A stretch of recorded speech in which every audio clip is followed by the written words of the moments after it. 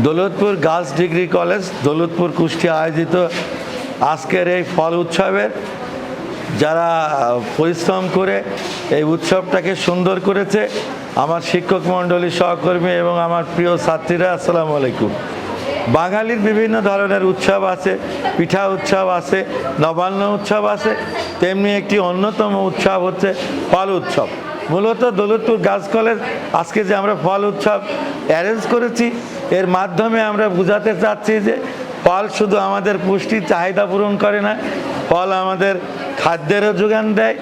আমাদের দেশের অনেক ফল আছে বিদেশি ফলের চেয়ে অনেক পুষ্টিগুণ বেশি, অথচ আমরা দেশি ফল খাই না, আমরা বিদেশি ফল খাই। আমাদের উদ্দেশ্য হচ্ছে আমরা দেশি ফল বেশি বেশি উৎপাদন করব এবং বেশি বেশি করে খাবো, এবং বিদেশি ফলকে আমরা পরিহার করার চেষ্টা করব।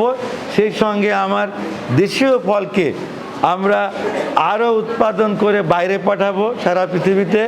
আমাদের ফলের পুষ্টিগুণ বেশি, মাধ্যমে আমাদের অনেক টাকা আয় হবে এবং আমাদের জাতি স্বাবলম্বী হবে। তো আমার গার্লস কলেজ আয়োজিত এই ফল আয়োজন আগামী বাংলাদেশের ফল উৎসব, ফল উৎপাদনে, জাতি গঠনে, আমাদের অর্থনৈতিক যোগানে বিরাট ভূমিকা রাখবে। ধন্যবাদ সকলকে।